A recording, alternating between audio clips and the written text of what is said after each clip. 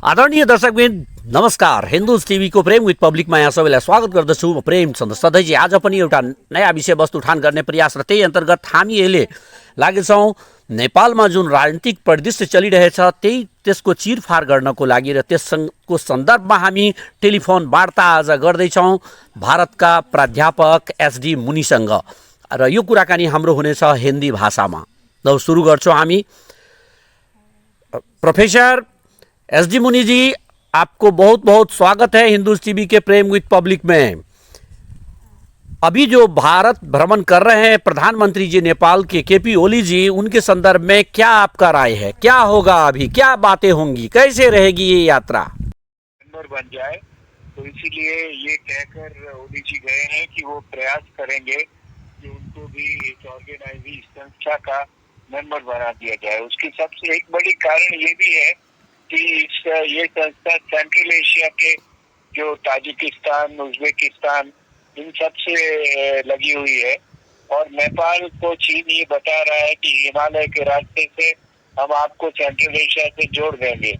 तो ये भी एक नया आयाम है जिसके लिए मोदी जी वहाँ पे प्रयास करेंगे।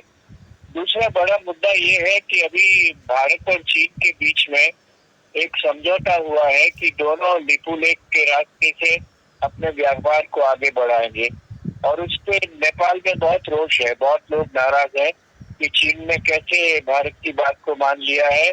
तो ओली जी ने ये वादा किया है और ओली जी को बहुत सारे संसद सदस्यों ने और राजनीतिक पार्टियों ने कहा है कि वो जाकर शी जिनपिंग से और चीन के दूसरे नेताओं से ये बात करे कि आपने लिपू लेक पे भारत की बात क्यों मानी है जबकि लिपू लेक हमारा है। तो ये भी एक दूसरा मुद्दा है। जी, इसको मुद्दा बीआरआई वगैरह को आगे जी बताएं। जी, इसको हम ऐसे जोड़ना चाहते हैं जैसे कि इस बैठक में मोदी जी रहेंगे, इसके बाद आपका पुतिन रहेंगे, तो रसिया, इंडिया और चाइना इधर अगर जुड़ जाता है तो अमेरिका के लिए नेपाल प्लेग्राउंड तो नहीं बनेगा। आपका अनुभव क्या कह रहा है इस विषय में सर? नहीं, ये देखिए क्षेत्रीय संगठन में द्विपक्षीय बात नहीं होगी।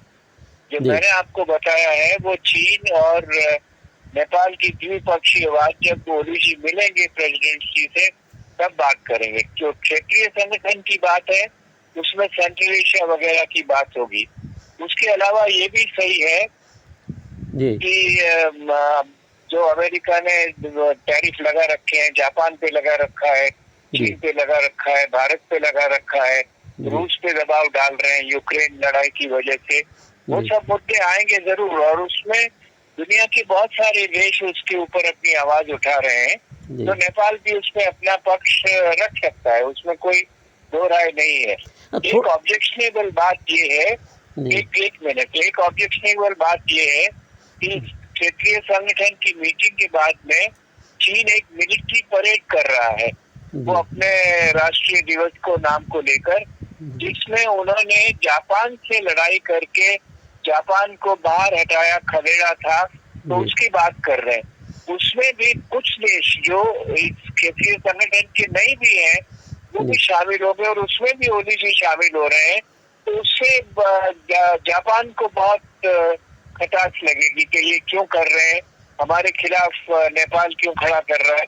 वो खड़ा हो रहा है जबकि हम नेपाल की बहुत मदद करते हैं।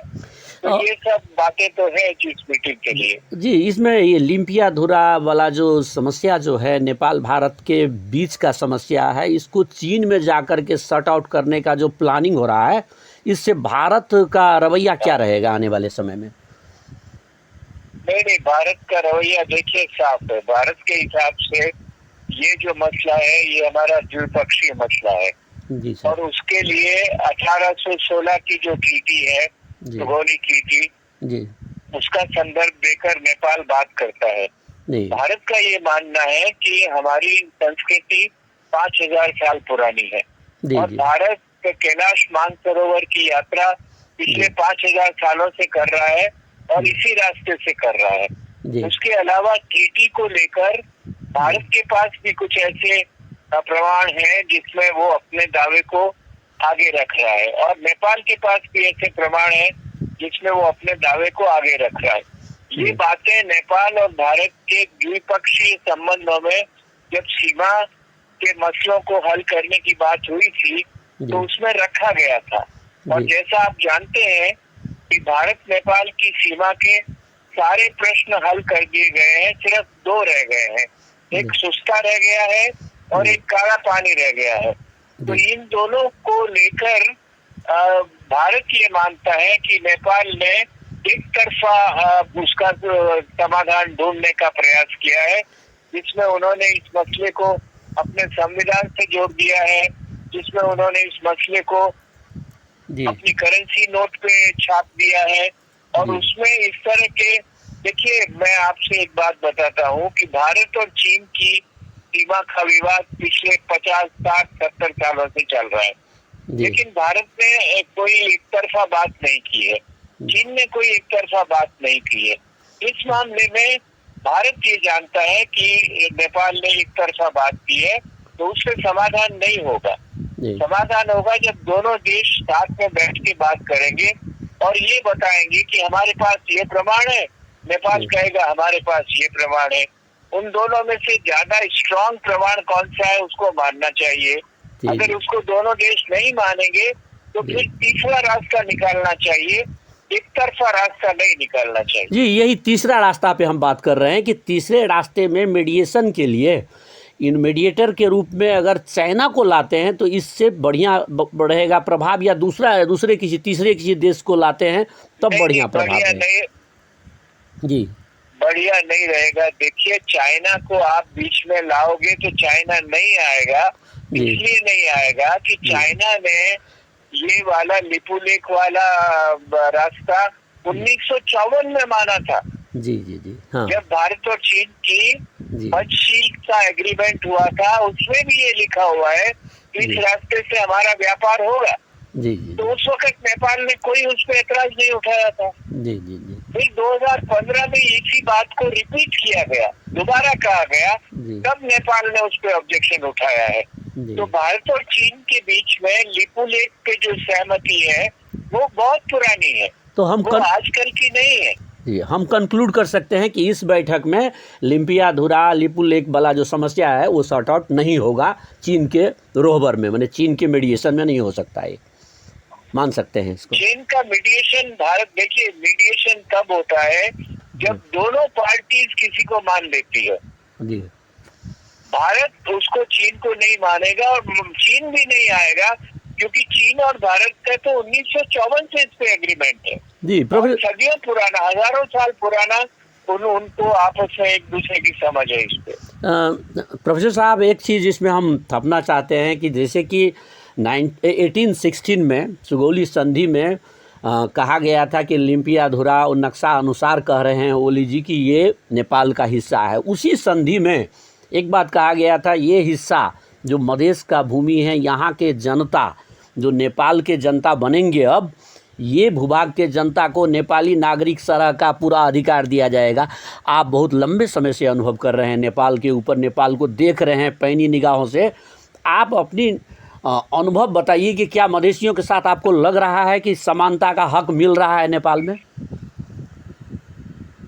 नहीं, देखिए जो लिपुलेख का मसला है वो मेरी समझ में मधेश का मसला नहीं है। जी जी जी, मधेश का मसला 1816 की टीटी में आया था जी। उसमें भारत ने कुछ हिस्से नेपाल को सौंप दिए थे, जिसको आप लोग नया नेपाल कहते हैं जी, जी, जो नीचे तराई में है, जो मधेश में है जी।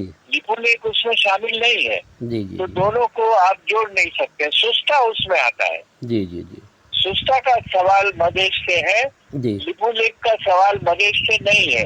वो उत्तरांचल, भारत में उत्तरांचल का हिस्सा है और नेपाल के नॉर्थ वेस्ट का हिस्सा है। इस ट्रीटी में एक और त्रुटि है, वो ये है, ट्रीटी में ये लिखा हुआ है कि काली नदी के पूर्व का जो हिस्सा है वो नेपाल का, पश्चिम का हिस्सा भारत का।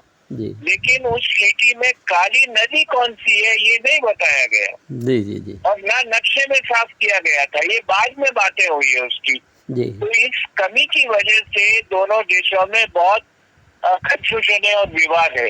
भारत लिपुलेख वाले नाले को काली नदी मानता है और नेपाल लिम्पियाधुरा वाले को काली नदी मानता है। जी इसीलिए भी दोनों में वाद विवाद हो रहा है। जी जी। अब इसको थोड़ा हम जोड़ते हैं इसे। आप यहाँ पे लंबे समय राजनीति पे पैनी निगाह रख करके यहाँ का देखे हैं राजनीतिक परिवर्तन सब, और उसके एक हिस्सा भी रहे हैं, काहे कि आपके पथ प्रदर्शन में चले हैं यहाँ के नेता लोग।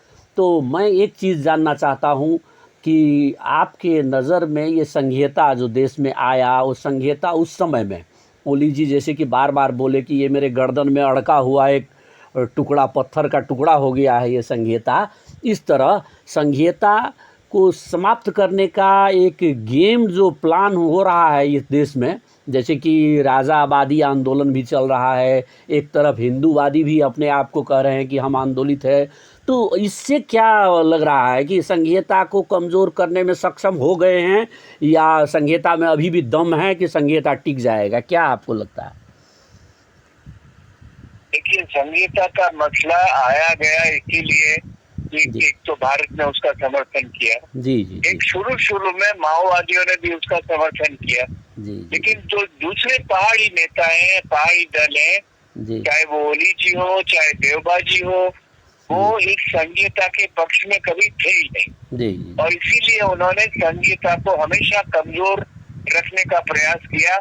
यही वजह है कि भारत और नेपाल में बहुत सारा तनाव हुआ जब आपका संविधान जी पारित हो रहा था जी 2015 में। जी और उस वक्त भारत ने जो उसका ऑब्जेक्शन उठाया था, जी उसकी वजह से मधेश में भी आंदोलन हुआ।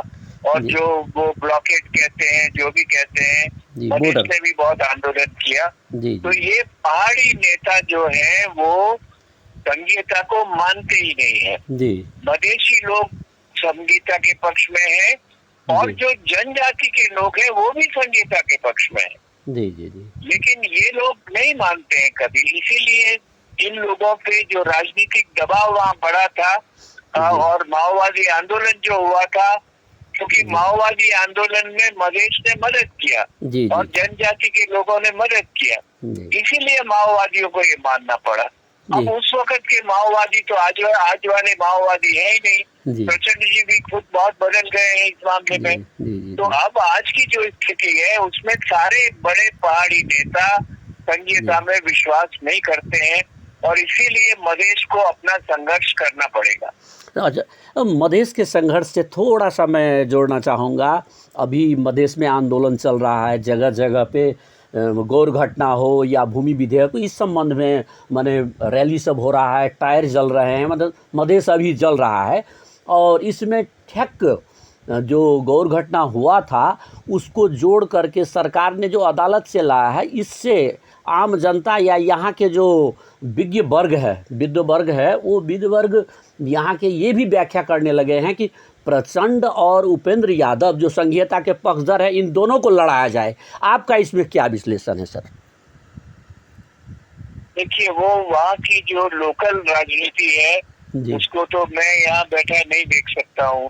लेकिन ये बात सही है जी कि सारे नेपाल में ही नहीं, मैं भारत में भी, जी श्रीलंका में भी, बांग्लादेश में भी जो सरकारें हैं, जो लोग नेतृत्व करते हैं, जो सत्ता में हैं, जी उनका ये प्रयास रहता है कि अपने विरोधियों को कहीं न कहीं फंसाया जाए। जी और उसमें वो लोग सारे तंत्र लगाते हैं। और दुर्भाग्य की बात है कि कई बार जो कानूनी बात है उसको भी घसीट लाते हैं, अदालतों को भी घसीट लाते हैं। जी तो ये राजनीति का हिस्सा है, राजनीति का प्रभाव है और ये दुर्भाग्य की बात है। ये अच्छी बात नहीं है, क्योंकि अदालतों को इंडिपेंडेंट रहना चाहिए, पूरी तरह से स्वतंत्र रहना चाहिए। इन सब मामलों में राजनीति में दखल नहीं करनी चाहिए।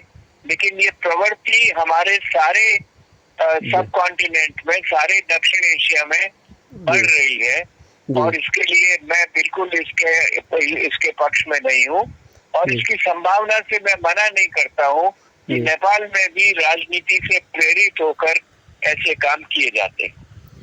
प्रोफेसर साहब, आपसे मैं एक चीज़ जानना चाहता हूं कि अभी जो सिनेरियो नेपाल में पॉलिटिकल सिनेरियो दिख रहा है, इसमें 3 ठो ग्रुप उभर के आया हुआ है। एक ठो जो राजावादी पक्षधर सब था, एक जो संघीयतावादी पक्षधर हैं, संघीयता पक्षधर सब हैं, और एक ठो जो इन बीच में पूंजीवाद को थोड़ा सा बढ़ावा दे करके चलने वाले पार्टी, जैसे कि मैं इंगित करना चाहूँगा यहाँ पे दोष लगाया जाता है समाजवाद के आड़ में जो कांग्रेस जैसे पार्टी सब ये वाले सब ये सब मिल करके अभी शासन कर रहे हैं, सबसे मजबूत दल दोनों हैं और दोनों मिल करके संविधान परिवर्तन करेंगे कह के शासन कर रहे हैं। तो इसका प्रभाव आने वाले समय में अब कैसा रहेगा संघीयता पर, ये थोड़ा प्रकाश पाड़ दीजिए, लाइट कर दीजिए इसको। देखिए, संघीयता का मसला बिल्कुल सही है जी। जो जैसा मैंने कहा कि मधेश को उसके लिए संघर्ष करना पड़ेगा, और उसके लिए क्योंकि आप मधेश की बात कर रहे हैं इसलिए मैं एक बात और बता दूं जिससे मधेश के लोग, मधेश के नेता लोग शायद खुश नहीं हो, वो ये है कि मधेश के नेता आपस में लड़ते झगड़ते रहते जी। इनमें एकता नहीं है जी। ये एकजुट होकर अगर ये इस आंदोलन को चलाएं तो वो बहुत सक्सेसफुल होगा। लेकिन मधेश के लोग सभी पार्टियों में बटे हुए हैं और जो नेता लोग हैं वो भी सत्ता की तरफ दिखते हैं, उसकी वजह से ही मधेश का आंदोलन हमेशा कमजोर रहता है। लेकिन मधेश का आंदोलन सही है, वो जनता के हक में है और उसको होना चाहिए, आगे बढ़ाना चाहिए। अच्छा, हिंदुत्व का आंदोलन है वो सिर्फ राजावादी अपने स्वार्थ में करना चाहते हैं, लेकिन आप जानते हैं कि जो भी चुनाव हुए हैं उसमें राजावादियों को बहुत अधिक मत नहीं मिला है, जनता उनका कोई पक्ष नहीं लेती है। दुर्भाग्य से ये जो अभी डेमोक्रेटिक लीडरशिप है जिनमें भ्रष्टाचार भी फैला हुआ है, इसमें ये लोग अपना अनुशासन से राज्य भी नहीं कर रहे, इसलिए लोग नाराज हैं। तो कुछ नाराजगी वो उसको समेटने के लिए राजावादी प्रयास कर रहे हैं और अपने आंदोलन को बढ़ा रहे हैं, लेकिन आखिर में कोई नहीं चाहता है नेपाल में कि दोबारा राजावाद आए। वहाँ पर जो राजावादी है वो भी ये कहते हैं कि हम कॉन्स्टिट्यूशनल मोनार्की लाना चाहते हैं, हम डिक्टेटर वाली मोनार्की नहीं लाना चाहते।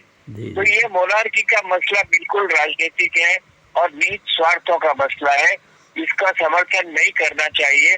लेकिन मैं जानता हूँ कि भारत में कुछ ऐसी कॉन्स्टिट्यूएंसीज हैं, कुछ ऐसे पार्टी के लोग हैं, कुछ ऐसी पॉलिटिक्स है जो इसको समर्थन देती है और आपके मधेश में तो बहुत फैलाती है, क्योंकि वहाँ जानकी मंदिर है, राम का नाम लेकर भी उसको फैलाते हैं और उसको हिंदुत्व के नाम से भी फैलाते हैं और इसीलिए वहाँ पर ये जो राजावादी हैं वो बहुत सक्रिय भी हो रहे हैं, उनको समर्थन भी मिल रहा है। तो ये बात चलेगी नहीं नेपाल में। मेरा ऐसा मानना है कि राजा को वापस लाना बहुत संभव नहीं है, चाहे उनकी कोई मदद करे।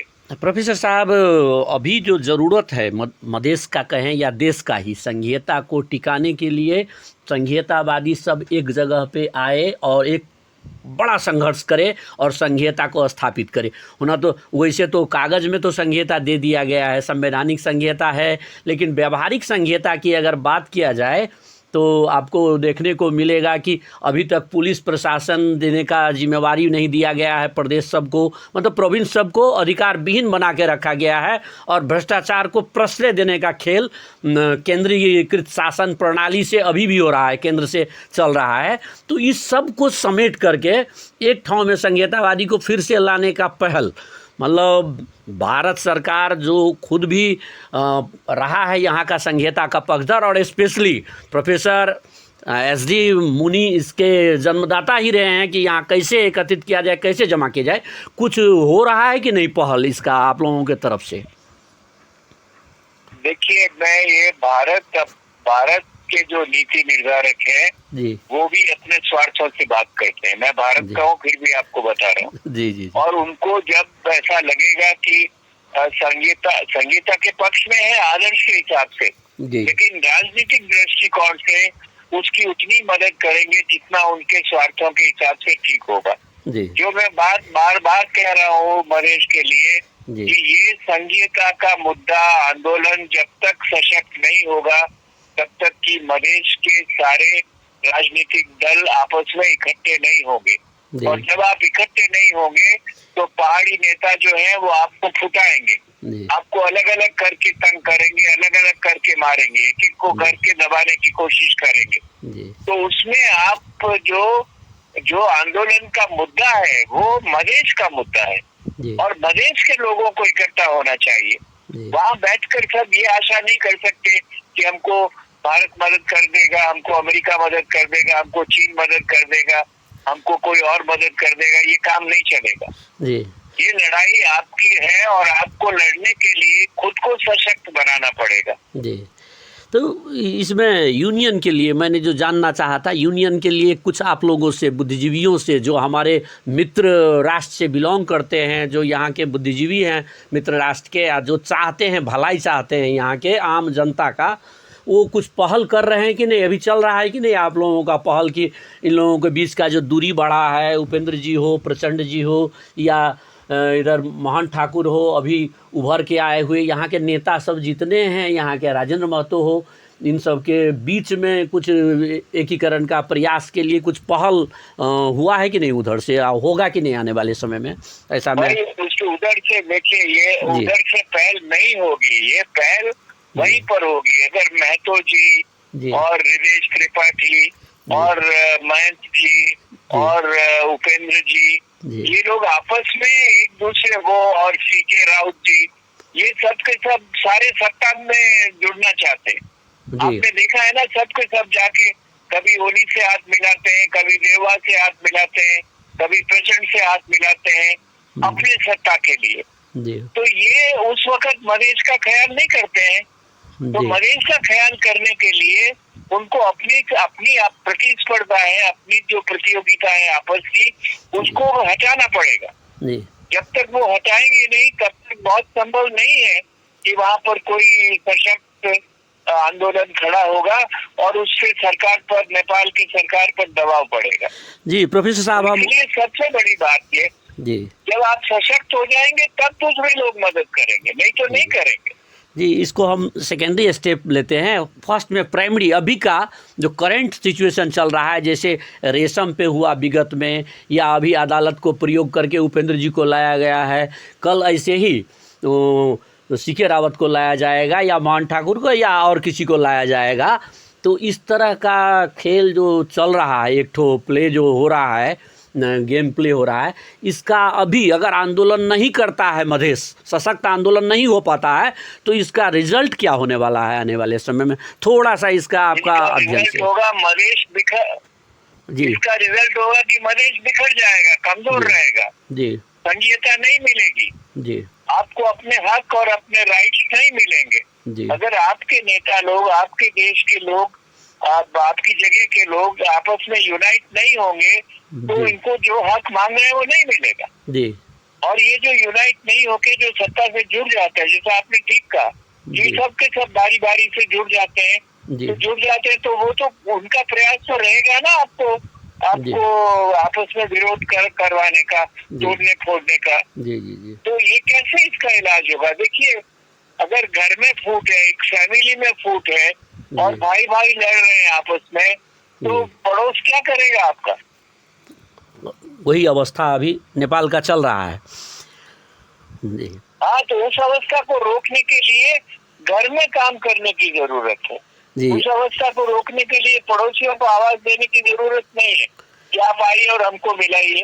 अरे भाई, आपकी जमीन का मसला है, आपके पैसे का मसला है, आपकी सत्ता का मसला है, आपके बहू बेटी का मसला है, उसको बाहर वाला कोई कैसे निपटाएगा? अभी के अवस्था में थोड़ा सा हम इसमें जोड़ना चाहेंगे कि भारत के साथ जो बॉर्डर है, वो बॉर्डर खुला बॉर्डर चल रहा है, लेकिन इसको भी बंद करने की बात कहीं ना कहीं किसी जगह से आ रहा है, नेपाल के भीतर में आ रहा है। इस पर भारत का क्या स्टेप चल रहा है? क्या इसको रोकने का या उस पर ही तदारुकता देने का अभी कैसा उसका भारत का रहेगा, रुख रहेगा इस पर? देखिए जी, ये जो बॉर्डर को बंद करने की बात आज की नहीं है जी। पिछले 50 साल से हो रही जी। और अभी माओवादियों के आने के बाद में बाबूराम भी पहले से बात करता था हाँ। और माओवादी भी बात करते थे, लेकिन कर नहीं पाए ना जी। क्योंकि नेपाल का भी उसमें हित है जी। और अगर नेपाल का उसमें हित है तो ये बात होगी नहीं आगे। और भारत बिल्कुल इसके पक्ष में नहीं है कि हम बॉर्डर को रोक दें। एक टाइम ऐसा था जिस वक्त अटल बिहारी जी की सरकार थी, तो उन्होंने इसका एक इन्वेस्टिगेशन, उन्होंने उसका एक स्टडी किया था, एक अध्ययन करवाया था कि अगर हम नेपाल को ये बॉर्डर को बंद करेंगे तो क्या होगा। तो बॉर्डर को बंद करेंगे तो आपको अपनी फौज खड़ी करनी पड़ेगी, उसका खर्चे का क्या होगा? आपस में लोग, ये बांग्लादेश का बॉर्डर तो बंद है ना, फिर भी तो लोग आते हैं। जी पाकिस्तान का बॉर्डर बंद है, फिर भी तो लोग आते हैं। श्रीलंका का बॉर्डर बंद है, लेकिन कितने तमिल आ गए वहां पर। जी तो हम लोगों का समाज और हम लोगों की जो भूगोल है वो इस तरह की है कि आप इस तरह से लोगों का आना जाना जो सदियों से, हजारों सालों से होता रहा है, उसको खाली बॉर्डर पे एक पुलिस वाले को खड़ा करके बंद नहीं कर सकते हैं। जी वो एक अस्वाभाविक बात है। ये तो भारत के हम लोग जो है वो, हम इसके पक्ष में नहीं है। हम चाहते हैं बॉर्डर खुला रहे, लेकिन बॉर्डर शांत रहे, उसमें आपस में सहयोग रहे, मित्रता रहे, उसमें लड़ाई झगड़ा नहीं। जी अब इस अंत में अंतिम क्वेश्चन एक कर रहे हैं और हम लोग का अभी का जो इंटरव्यू है वो समाप्त करेंगे। सर, ये अभी जो दौड़ जा रहा है नेपाल में, अदालत के प्रयोग से जो नेता का राजनीति समाप्त करने का जो खेल सब हो रहा है, जैसे कि पहले रेशम चौधरी का सका, अब उपेंद्र यादव इसके कगार पर है कि उनको भी समाप्त किया जाए राजनीति, और तीसरा नेपाल का अब थर्ड, मुझे लगता है, मेरा अपना ये एनालिसिस है कि प्रचंड पर ऐसा वार होगा। काहे कि उन्होंने जो किया था नेपाल में, एक रिफॉर्मेशन के लिए एक बहुत बड़ा आंदोलन किया था उन्होंने, यहाँ निचले तबके को आवाज़ दिया था उन्होंने, जो बोलने का क्षमता दिया था। तो अब का अटैक यहाँ के पूंजीवादी सोच वाले का ये भी आ रहा है, चौक चौराहे पे बात हो रहा है। क्या आपका अध्ययन सर क्या कह रहा है इस विषय में, क्या होने वाला है आने वाला भविष्य, अगर सरकार को ऐसे ही छोड़ दिया जाए तो? जी सर। ये बिल्कुल जो आप कह रहे हैं वो बिल्कुल सही है। आप जी। 2-3 नाम और भूल गए हैं। जी जी जी उसमें रवि लामेछान का नाम भी रखिए, जी जी जी उसमें माधव नेपाल का नाम भी रखिए। इन जी। सबको भी जी। राजनीति में जकड़ने का जो प्रयास हो रहा है जी वो सत्ता को बनाए रखने के लिए हो रहा है, और हम इसका बिल्कुल समर्थन नहीं करते हैं। हम चाहते हैं कि राजनीति स्वतंत्र होनी चाहिए जी और ईमानदारी से राजनीति करनी चाहिए। तो जो ऐसे काम हो रहे हैं, चाहे वो उपेंद्र जी के खिलाफ हो, चाहे वो किसी और के खिलाफ हो, तो जी। वो ठीक नहीं है। जैसे मैंने कहा, चाहे वो माधव नेपाल के खिलाफ हो, रवि के खिलाफ हो, रवीश के रेशम चौधरी के खिलाफ, ये सब गलत है। जी और इस तरह से लेकिन दुर्भाग्य हमारा ये है कि राजनीति इतनी भ्रष्ट हो गई है कि उसमें ये सब काम होते हैं। जी, धन्यवाद सर, आपने समय दिया हमारे टेलीविज़न को, इसके लिए बहुत बहुत आपके आभारी रहेंगे हम लोग। और आने वाले वक्त में भी फिर नेपाल के विविध विषय पर आपसे बातें करते रहेंगे। अभी के लिए धन्यवाद, नमस्कार।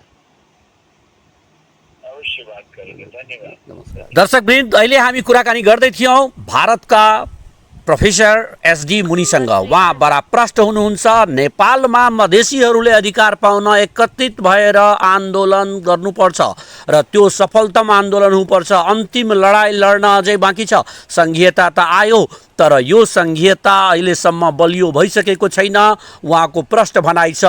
र मधेसको लागि यसपालि विशेष उहाँले सम्बोधन गर्नुभएछ।